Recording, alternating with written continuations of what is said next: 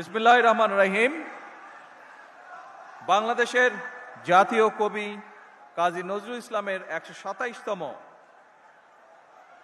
জন্ম জয়ন্তী অনুষ্ঠানে উপস্থিত মন্ত্রিপরিষদ সদস্যবৃন্দ, জাতীয় সংসদ সদস্যবৃন্দ, সরকারের বিভিন্ন পর্যায়ের কর্মকর্তাবৃন্দ, জাতীয় কবির সৃজন এবং সুহৃদ নজরুল গবেষক, সুশীল সমাজের প্রতিনিধিগণ, অনুষ্ঠানের সম্মানিত সভাপতি এবং সম্মানিত সুধীবৃন্দ, আসসালামু আলাইকুম। আগামী দুদিন পরে আগামী 25শে মে বাংলাদেশের মহান জনগণের পরম প্রিয়জন আমাদের জাতীয় কবি কাজী নজরুল ইসলামের ১২৭তম জন্মবার্ষিকী। তার চির অম্লান স্মৃতির প্রতি জানাই গভীর শ্রদ্ধা এবং ভালোবাসা। কৃতজ্ঞতার সঙ্গে তাকে স্মরণ করছি, আমি তার মাগফিরাত কামনা করছি। সম্মানিত সকল প্রিয় ভাই বোনেরা, ২০০৬ সালের পর থেকে জাতীয় কবির অমর স্মৃতি বিজড়িত ত্রিশালে জাতীয় পর্যায়ে নজরুল জয়ন্তী উদযাপন হয়নি। প্রায় ২ দশক পর আজ পুনরায় রাষ্ট্রীয়ভাবে জাতীয় কবির জন্ম জয়ন্তী আয়োজন করতে পেরে সরকার গৌরব বোধ করছে। এই অনুষ্ঠানে অনেকেই হয়তো, যারা মুরব্বী আছেন, অনেকে হয়তো একটি নামের সাথে পরিচিত। আমি এইরকম একজন মানুষকে গভীর কৃতজ্ঞতায় স্মরণ করতে চাই। তিনি ছিলেন মরহুম দারোগা রফিজুল্লাহ। এই মানুষটি ২০১৪ সালে কবি নজরুল ইসলামকে ত্রিশালের কাজীর শিমলা গ্রামে নিজ বাড়িতে এনে আশ্রয় দিয়েছিলেন। উপস্থিত সুধীবৃন্দ, আমাদের জাতির শ্রেষ্ঠ সন্তানদের যদি আমরা গভীর শ্রদ্ধায় স্মরণ কিংবা বরণ করতে না পারি, এটি তাদের নয় বরং জাতি হিসাবে আমাদেরই দৈন্যতা প্রকাশ পায়। এ প্রজন্মের অনেকেই হয়তো জানেন না, এই প্রজন্মের অনেকেই হয়তো জানেন না ১৯৭৬ সালের ঢাকার সরোয়ার্দী উদ্যানে জাতীয় কবির নামাজে জানাজার পর কবির লাশবাহী খাটিয়া যারা কাঁধে করে বহন করেছিলেন, তাদের মধ্যে অন্যতম ছিলেন শহীদ রাষ্ট্রপতি জিয়াউর রহমান।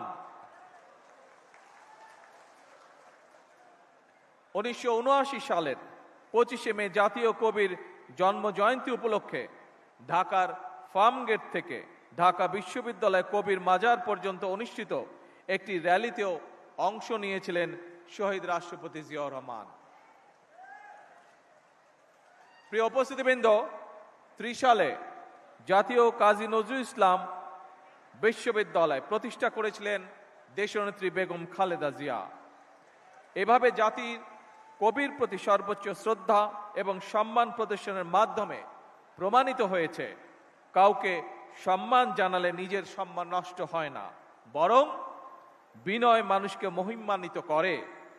আমি মনে করি এইসব কালজয়ী আদর্শ থেকে দূরে চলে যাওয়ার কারণেই বর্তমানে আমাদের সমাজে মূল্যবোধের অবক্ষয় দৃশ্যমান। সম্মানিত সুধীবৃন্দ, আমাদের জাতীয় ইতিহাসে অবিস্মরণীয় নাম কাজী নজরুল ইসলাম। পরাধীন, পর্যুদস্ত, পরাভূত জাতির ভাগ্য আকাশে তার আবির্ভাব ছিল আলোকবর্তিকার মতন। আমাদের আশা, আকাঙ্ক্ষা, স্বপ্ন, সংগ্রাম, সাহিত্য, সংস্কৃতি, ইতিহাস, ঐতিহ্য তার রচনার মধ্যে মহিমাময় সৌন্দর্য নিয়ে বাক্সময় রয়েছে। বিপ্লব, বিদ্রোহ কিংবা রণসঙ্গীত, ইসলামী তাহবিজ, তমুদ্দন কিংবা ইসলামী মূল্যবোধের গান, অথবা ভজন, কীর্তন কিংবা শ্যামা সঙ্গীত, প্রেম প্রকৃতি কিংবা মানবিক মূল্যবোধ, কৈশোরের আনন্দ কিংবা যৌবনের উন্মাদনা, প্রতিটি ক্ষেত্রেই নজরুল ইসলাম আমাদের শুদ্ধ প্রকাশ। কাজী নজরুল ইসলাম মানেই বাংলা সাহিত্যে এক নতুন ভোরের উদয়, বাংলা সাহিত্যের এক নতুন রুচির বিপ্লব। তিনিই কবিতায় এনেছেন যুদ্ধের গর্জন, কণ্ঠে তুলে নিয়েছেন রাষ্ট্রীয় এবং আত্মিক স্বাধীনতার বজ্র নিদাত। তিনি ছিলেন নারী অধিকারী, মেহনতি মানুষের কল্যাণ আর অসাম্প্রদায়িক বিশ্ব মানবতার এক অনন্য ফেরিওয়ালা। এই মহাকবি বাংলাদেশের অবমান কালের সংস্কৃতির চিরযৌবনের প্রতীক।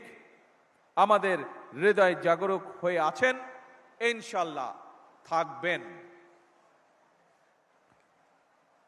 সকল সম্মানিত উপস্থিতিবৃন্দ, দীর্ঘদিনের ফ্যাসিবাদী শাসন শুধুমাত্র দেশের মানুষের অধিকার আর দেশের অর্থ সম্পত্তি লুট করেনি, বিচার বিভাগ সহ দেশের সমস্ত প্রতিষ্ঠানগুলোকে ধ্বংস করে দিয়েছে। সবচেয়ে যেটি বড় ক্ষতি হয়েছে, বিশেষ করে বিতাড়িত ফ্যাসিবাদের সময় মানবতা, মানবিকতা এবং দেশের আবহমানকালের ধর্মীয় সামাজিক মূল্যবোধগুলোকে একেবারেই বিনষ্ট করে দেওয়া হয়েছে। ঢাকার মিরপুরে একটি নিষ্পাপ মেয়ের নির্মম মৃত্যুর মাধ্যমে মানুষের মানবিক মূল্যবোধের চূড়ান্ত অবক্ষয়ের চূড়ান্ত প্রমাণ মিলেছে। প্রিয় উপস্থিতিবৃন্দ, প্রিয় ভাই বোনেরা, এ বিষয়ে একটি কথা আজকের এই অনুষ্ঠানে আমি পরিষ্কারভাবে আপনাদের সামনে তুলে ধরতে চাই। এই ধরনের শিশু নির্যাতন বা নারী নির্যাতন বর্তমান সরকার কোনোভাবেই মেনে নেবে না এবং বর্তমান সরকার রামিসার এই হত্যাকারীর সর্বোচ্চ শাস্তি ইনশাল্লাহ আগামী 1 মাসের মধ্যে নিশ্চিত করবে এবং সেই সর্বোচ্চ শাস্তি হচ্ছে মৃত্যুদণ্ড, যাতে করে ভবিষ্যতে আর কোনো ব্যক্তি মানুষ এইভাবে শিশু বা নারী নির্যাতন করার সাহস না পায়। উপস্থিত সম্মানিত সকল উপস্থিতিবৃন্দ, একটি নিরাপদ মানবিক রাষ্ট্র এবং সমাজ প্রতিষ্ঠা করতে হলে আমাদেরকে আইনের শাসন প্রতিষ্ঠা করতেই হবে। রাজনৈতিক সংস্কৃতির পরিবর্তন ঘটাতে হবে। একই সঙ্গে আমাদের জাতীয় জীবনে পুনরায় বাংলাদেশের আবহমানকালের ধর্মীয়, সামাজিক, সাংস্কৃতিক মূল্যবোধের পুনর্জীবন ঘটাতে হবে। এক্ষেত্রেও কবি কাজী নজরুল ইসলামের জীবন এবং কর্ম আমাদের জন্য প্রাসঙ্গিক। সম্মানিত সুধীবৃন্দ, কবি নজরুলের জীবন এবং কর্ম বিশ্ব সাহিত্য দরবারে আরো বেশি ছড়িয়ে দেওয়া প্রয়োজন। তার জীবনবোধ, তার জীবন দর্শন প্রজন্মের পর প্রজন্ম পৌঁছে দিতে হবে। এরই অংশ হিসাবে আমাদের জাতীয় কবির স্মৃতি বিজড়িত ত্রিশালকে নজরুল সিটি হিসাবে ঘোষণা করা যায় কিনা এর ব্যাপারে সম্ভাব্যতা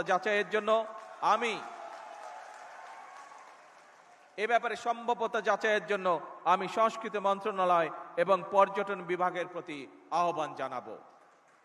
উপস্থিত সুধীবৃন্দ, উপস্থিত ভাই বোনেরা, বাংলাদেশ ও কাজী নজরুল ইসলাম এক অবিভাজ্য সত্তা। তিনি আমাদের জাতীয় সত্তার সার্থক প্রতিনিধি, আমাদের জাতীয় চেতনার প্রতীক, আমাদের জাতীয়তাবাদের প্রতীকীর। জাতীয় কবির জন্মদিনে আমরা অন্যায়, অবিচার, ক্ষুধা, দারিদ্র্য ও বিপদের গ্লানি মুছে ফেলি। সবার আগে বাংলাদেশকে ধারণ করি। একটি সমৃদ্ধ, স্বনির্ভর, গণতান্ত্রিক বাংলাদেশের জন্য নিজেদের নিবেদিত করার প্রত্যয়ে আমি কবি নজরুল ইসলামের জন্ম জয়ন্তীর 3 দিনব্যাপী উৎসবের শুভ উদ্বোধন ঘোষণা করছি। জন্ম জয়ন্তী উৎসবের সার্বিক সফলতা কামনা করে আমার বক্তব্য শেষ করছি। আল্লাহ হাফেজ। বাংলাদেশ জিন্দাবাদ।